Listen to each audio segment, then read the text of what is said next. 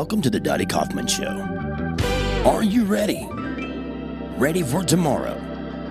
Ready for your next step in life? Ready for eternity? We might be able to help. Listen and learn.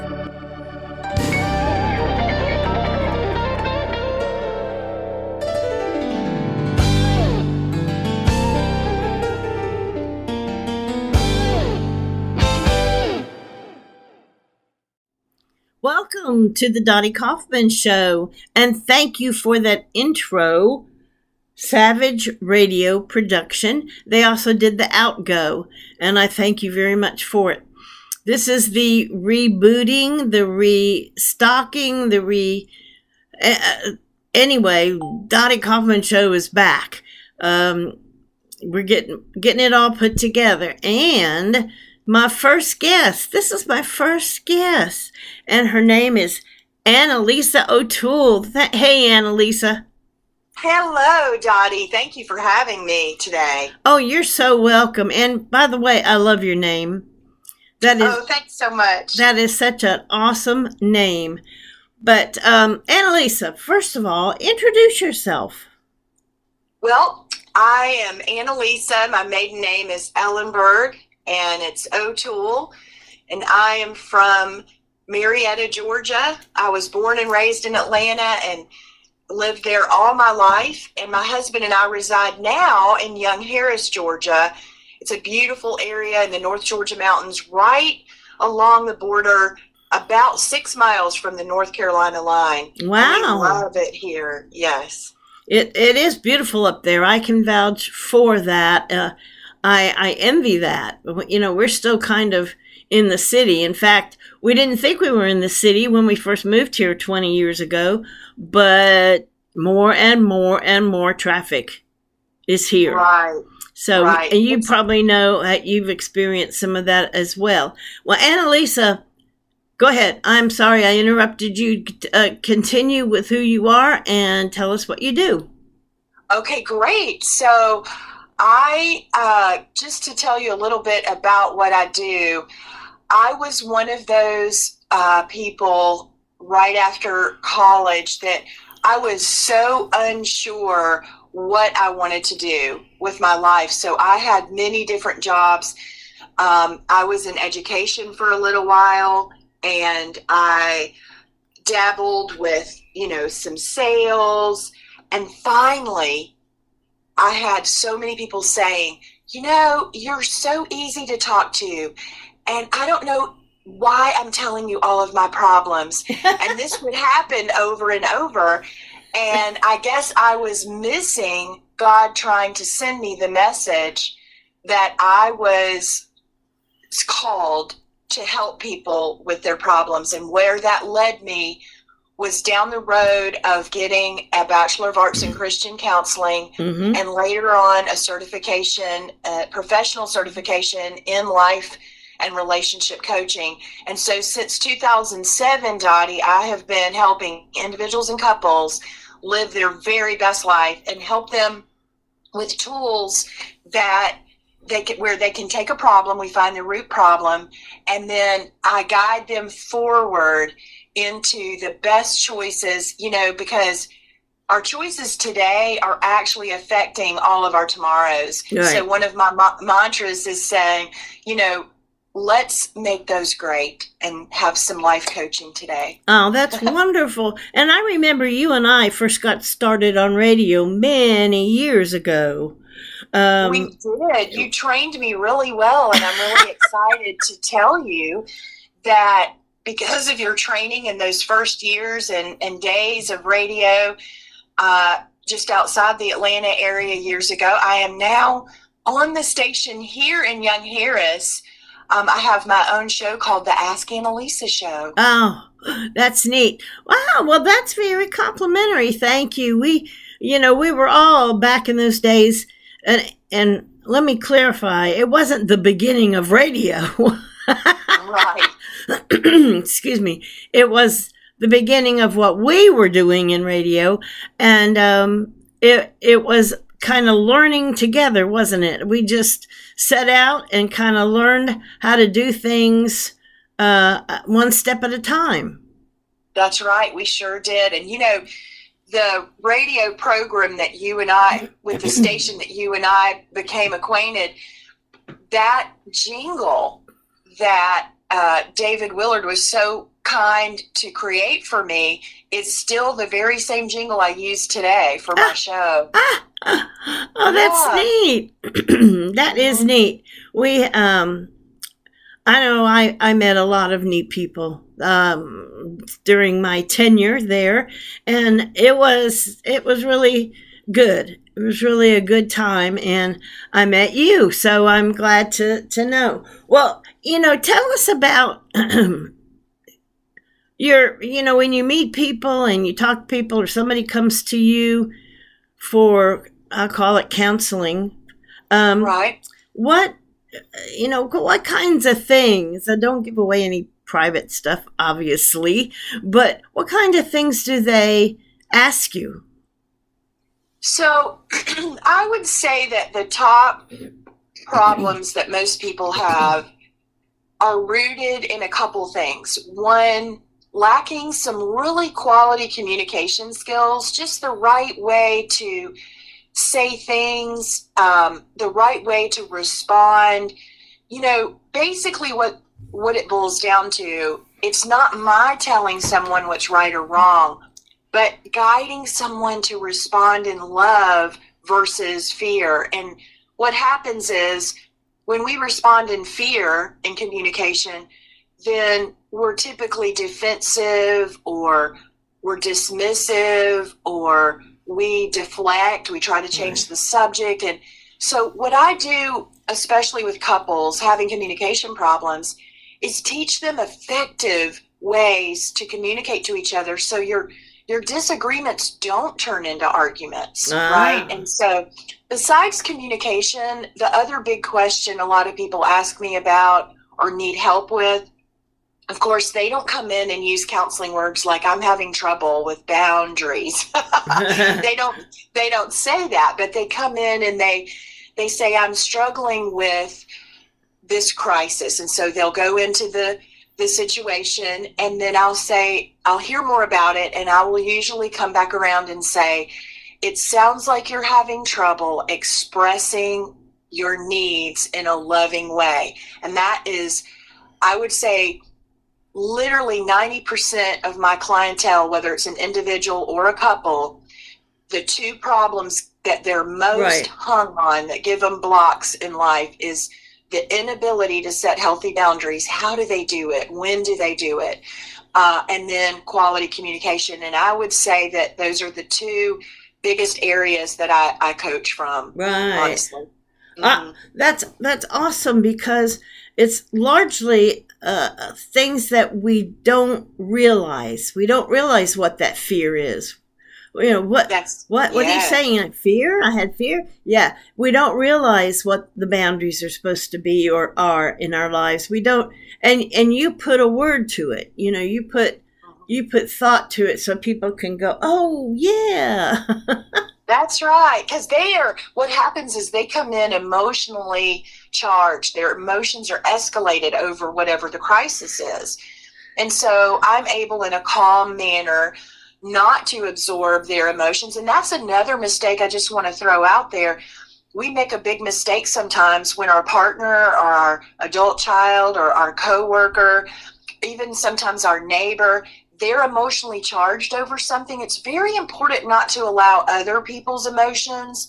You're not to mirror that, because anger brews more anger and you'll never reach a resolution. So if you can manage your own emotions, it's a big part of quality communication. So that's really good. That's good at how you approach that, because we need a lot of extra help, especially in this day and time. I feel like I'm sorry for saying it this way, but I feel like the Lord's going to come back any minute, because there's so much weird stuff going on. Chaos. There's a lot of chaos in the world. And what I tell people all the time, don't forget that just because you're setting a boundary doesn't mean that you're demanding a rule And we get confused because there's so much what I call the 3 C's going on out there, especially in the media and in the news. The 3 C's are when people are in the role of convincing, converting, and conveying. And we have to be careful because there's a time and place to try to convince, convert, convey. The pulpit is one place that's appropriate. And of course, politicians do this as well. But in the home, it's very different. And I think we're watching these so many people in television shows. Remember, those are made for entertainment and drama. And we're watching it on the news, and people convince, convert, convey with this side's viewpoint and that side's viewpoint. As Christians, Jesus did set healthy boundaries. And if you recall, he tipped over the tables in the church because they were selling. And so he was definitely in a position to hold that anger. But in our homes, what we need to remember is messages received to inspire others and influence them through love and calmness and kindness, they go a longer way to making a difference. And rather than being convince, convert, convey, where I tell people not to sound authoritative, to try to be perceived with love, the best way to do that is to ask questions instead of making statements. And it really goes a long way for quality communication, because when you ask a question, you automatically pull that person into feeling, hey, this person cares about what I'm saying. Right. Yeah, this person, and also that person says, oh, they want to know more information, so they're interested. Right. That's important, isn't it? It is. Learning the art of asking questions is a great way to stay calm in a communication situation. And it makes us feel good about the situation. That we're not being put off. A lot of times when you say boundaries, not you necessarily, but when somebody says boundaries, we think of, there's the line, don't cross it. It's really something. They think it's rules or demanding. Right. And that's not at all what it is it? It's not. It's really expressing your preferences. And what we have to keep in mind, too, is in a love relationship, we tend to have expectations rather than expressing preferences, and there's a big difference. And this is another great lesson. If you really stop and think about expectations, those are more appropriate from a teacher to a student, from a military personnel, a ranking officer to a lower ranking officer. Obviously, policing and then the community, that would be, they have commands and demands. We have expectations, not just in the community, but in the home, from a parent to a child, and then an employer to an employee. And so in all of those roles, you have a leader who has expectations of the subordinate. But in a love relationship, we get this confused. And I really try to help people understand that a more loving approach to expectations is just expressing your needs. And someone who loves you deeply wants to serve your needs. It's just like getting a new puppy. When we get a new puppy, we say, oh, look, honey, he loves the little toy and he really likes that toy. So we try to find that toy again. He's really wearing our shoes out, so we move our shoes, and so love relationships, we should recognize what our partners need and what they love. That's how God made them to be. We're all made with our own unique set of skills and talents and interests. And so in my workbook, Dottie, I'm not sure if I got to share with you, but I came out with a couples therapy workbook. And in that workbook, it talks about, each page is a small mini lesson. And one of the lessons is taking an inventory. Couples take an inventory of their individual needs, their individual values, and their individual interests and priorities. And by doing that little worksheet in the workbook together, you can become a lot more familiar with what makes your partner, tick, what creates their intentions, what Right. creates their thought processes. And when you learn those things, it is easier to meet their needs. And what happens a lot of times is we don't want to speak up about needs because we feel like it's selfish. And so we hold them back. And as you know, when you hold back, then one day when something Yeah. frustrating happens, here it comes. All that stuff was bottled up. Explosion. That's right. Well, how do you go about counseling, Annalisa? Is it on the phone? Do they have to come to you? What? For years we think of counseling as, this lounge chair that you lay in and the counselor taking you back to your childhood trauma. Yeah. My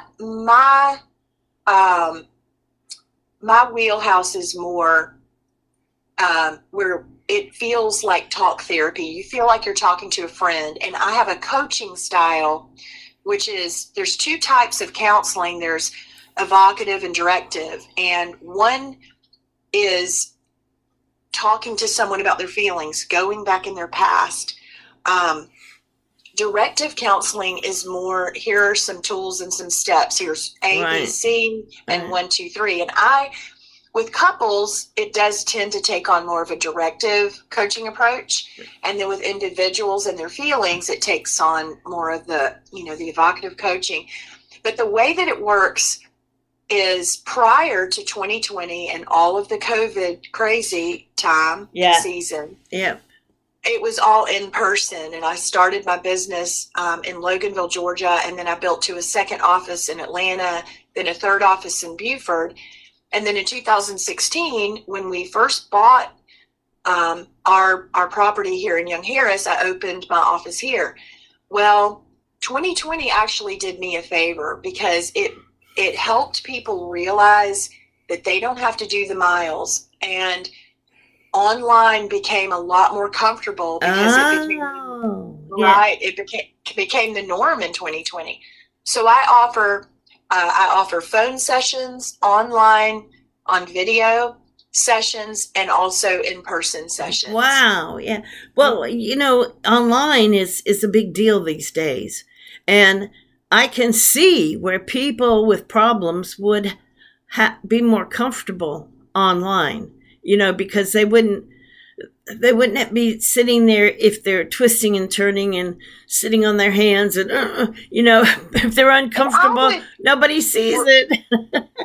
Something really important, I think, is it's hard to choose and select a counselor or a coach because you're about to sit with this person that you don't know and share something deeply personal, right? That's negative, something negative, and it's very, very sensitive information, and it's a sensitive time. It can be embarrassing, it can be shameful. And so what I recommend for people, if you're going through a crisis and you're considering a counselor or a coach, I recommend going to credible places to find the right person and really vet that person on your own. And the way that you do that is put their name in the Google toolbar, see what comes up. Do they have a significant presence? Do they have, really quality reviews?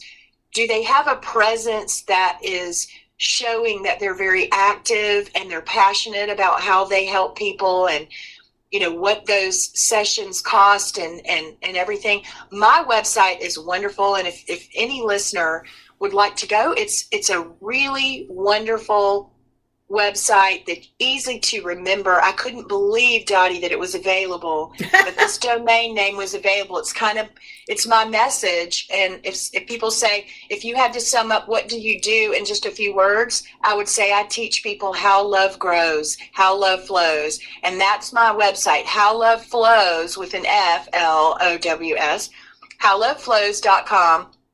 Wow. Right. So if you go there, it's easy to see how to, my availability calendar is on there, and my book, and a little more about what I do. Awesome. That's very awesome. And we're out of time. I can't believe it. It went by so fast, but thank you so much, Annalisa. This is so informative, and I hope anybody out there that is struggling with something, you got somebody you can talk to. Annalisa, she's there. She's ready. My subtitle for my show is Are You Ready? And you want to get ready, and you want to talk to Annalisa and be ready. So thank you so much. Thank you, Dottie. Thank you so much for sharing. It was wonderful to have this little time together, and I wish you well, and I can't wait to hear your future shows. Thank you. Bye-bye. Bye-bye. 7th degree master Nick Coffman and his team of 3 other master instructors are happy to invite you to train with them at Bethlehem Tang Soo Do. This Christ-centered martial arts program focuses on the traditional Korean martial art of Tang Soo Do.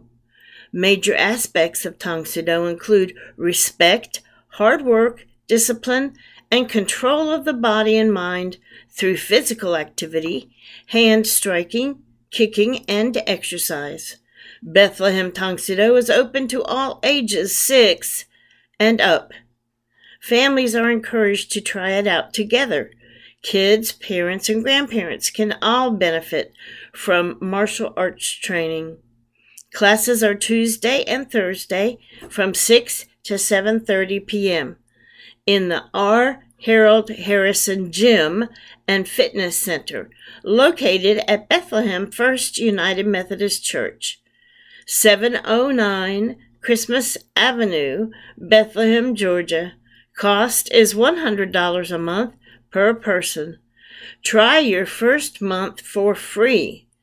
For more information, stop by and speak to one of the masters, or reach out via email at kaufmantangsudo@gmail.com. That's Coffman, Coffman, TANGSOODO@gmail.com. See you there.